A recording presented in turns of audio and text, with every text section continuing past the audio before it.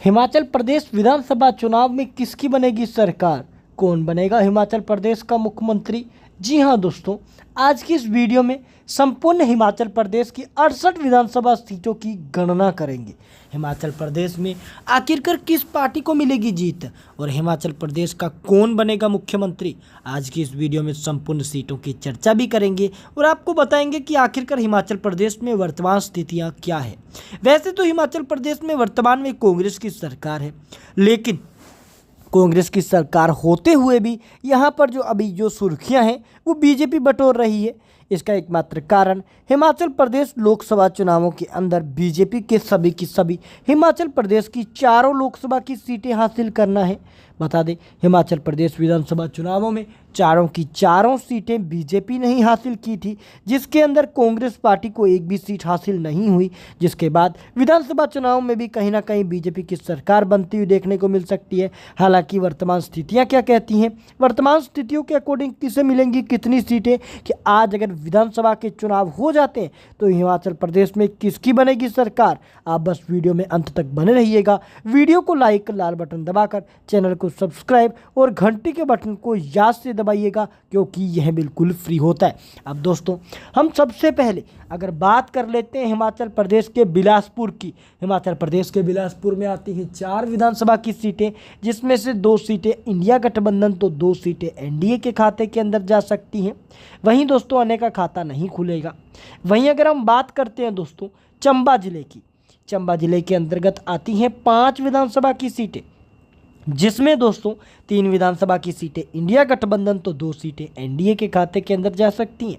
वहीं अगर हम बात करते हैं दोस्तों हमीरपुर की, हमीरपुर जिले के अंतर्गत दोस्तों 5 विधानसभा की सीटें आती हैं, जिसमें 3 विधानसभा की सीटें इंडिया गठबंधन तो 2 सीटें एनडीए के खाते के अंदर जाने की संभावना बन सकती है। वहीं अगर हम बात करते हैं दोस्तों कांगड़ा जिले की, कांगड़ा जिले में 15 विधानसभा की सीटें आती हैं। कांगड़ा जिले में 15 में से लगभग 8 सीटें इंडिया गठबंधन के खाते में, 6 सीटें एनडीए गठबंधन तो 1 सीट दोस्तों अन्य के खाते के अंदर जाने की संभावना बताई जा सकती है। वहीं अगर हम बात करते हैं दोस्तों किन्नौर जिले की 1 सीट की, तो किन्नौर में 1 सीट जो है वो इंडिया गठबंधन के खाते में जा सकती है। वहीं दोस्तों अगर हम बात करते हैं दोस्तों यहाँ पर कुल्लू जिले की 4 विधानसभा सीटों की, कुल्लू की 4 विधानसभा की सीटों में से 2 सीटें इंडिया गठबंधन, 2 सीटें एनडीए महागठबंधन और अन्य के खाते के अंदर भी 0 सीटें जा सकती है। यानी वर्तमान परिस्थितियां इंडिया गठबंधन और एनडीए के लिए समान अवस्था है। कुल्लू के अंदर दोनों ही यहां पर बराबर की सीटें हासिल करेंगी। कुल मिलाकर दोस्तों हमने 34 विधानसभा सीटों की बात कर ली, जिसमें दोस्तों 19 विधानसभा की सीटें इंडिया गठबंधन, 14 सीटें एनडीए गठबंधन तो 1 सीट अन्य के खाते के अंदर जाने की संभावना है।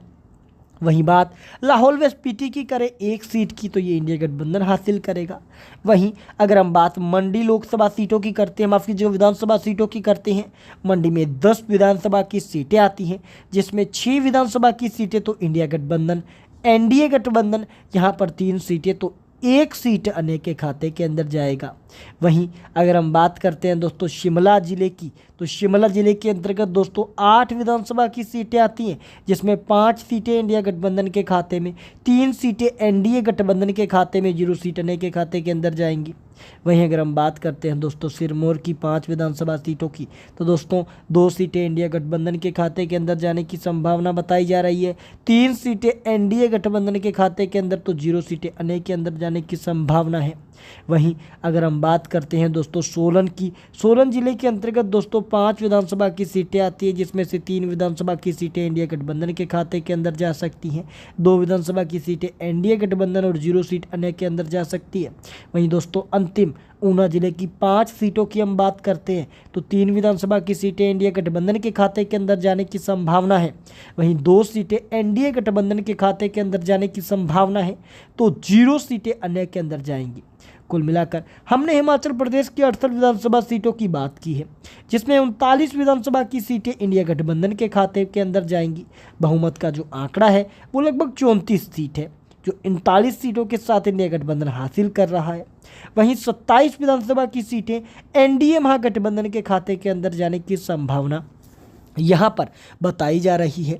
वहीं यहाँ पर दोस्तों अगर हम बात अन्य की करते हैं, तो अन्य यहाँ पर 2 विधानसभा की सीटें हासिल कर सकता है। यानी कुल मिलाकर एक बात तो स्पष्ट है कि इंडिया गठबंधन प्लस एनडीए गठबंधन मिलकर यहाँ पर कुछ बड़ा धमाल कर सकता है। यानी जो इंडिया गठबंधन है लगभग 39 विधानसभा की सीटों के साथ फिर से वर्तमान परिस्थितियों के अनुसार सरकार बनाता हुआ हिमाचल प्रदेश में देखने को मिलेगा।